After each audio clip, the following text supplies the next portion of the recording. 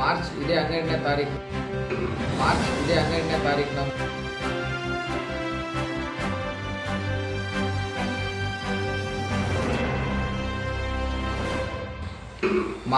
12ನೇ ತಾರೀಕಿನಂದು ನಮ್ಮ ಜಗಳೂರು ತಾಲೂಕಿನಲ್ಲಿ ಆಗಿರ್ತಕ್ಕಂಥ ಕರೆಂಟಿನ ಸಮಸ್ಯೆಯನ್ನು ಕುರಿತು ಕರ್ನಾಟಕ ರಾಜ್ಯ ರೈತ ಸಂಘ ಹಾಗೂ ಹಸಿರು ಸೇನೆ ಹುಚ್ಚವ್ವನಹಳ್ಳಿ ಮಂಜುನಾಥ್ರವರ ನೇತೃತ್ವದಲ್ಲಿ ಪ್ರತಿಭಟನೆಯನ್ನು ಜಗಳೂರು ಪ್ರವಾಸಿ ಮಂದಿರದಿಂದ KEB ಆಫೀಸ್ನವರೆಗೆ ಹಮ್ಮಿಕೊಂಡಿದ್ದೇವೆ.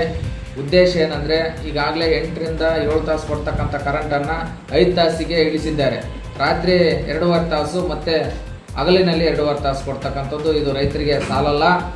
ಇದು 5 ತಾಸು ಇವತ್ತು ನೀರನ್ನು ಹೊಲದಲ್ಲಿ ಇಟ್ಟು ಬಂದರೆ ಸ್ಪ್ರಿಂಕ್ಲರ್ ಆಗಿರ್ಬೋದು ಅಥವಾ ಕಟ್ಟ ನೀರಾಗಿದ್ದರೆ ಮತ್ತು ಬೆಳಗ್ಗೆ ಅದು ಹೋಗುವಷ್ಟರಲ್ಲಿ ಅದು ನೆಲ ಒಣಗಿರ್ತದೆ. ಯಾಕೆಂದರೆ ಬೆಳೆಯನ್ನು ಕಡಿಗೆ ತಗೊಳೋದು ಈ ಒಂದು ಕರೆಂಟಿಂದ ಸಾಧ್ಯ ಇಲ್ಲ. ಹಾಗಾಗಿ ನಮಗೆ 8 ತಾಸನ್ನು ಕರೆಂಟ್ ಕೊಡಬೇಕು. ಅದ್ರ ಜೊತೆಗೆ 220 kV ವಿದ್ಯುತ್ ಸ್ಟೇಷನನ್ನು ಸ್ಥಾಪನೆ ಮಾಡಿದರೆ ಈ ಕರೆಂಟ್ ಸಮಸ್ಯೆಯನ್ನು ಬಗೆಹರಿಸಬೇಕು ಅಂತೇಳಿ ಅಧಿಕಾರಿಗಳಿಗೆ ಮನವಿ ಮಾಡಿದರೂ ಸಹ ಇದಕ್ಕೆ ಸ್ಪಂದನೆ ಆಗದೇ ಇಲ್ಲದ ಕಾರಣ ನಾವು ಪ್ರತಿಭಟನೆಯನ್ನು ಹಮ್ಮಿಕೊಂಡಿದ್ದೇವೆ.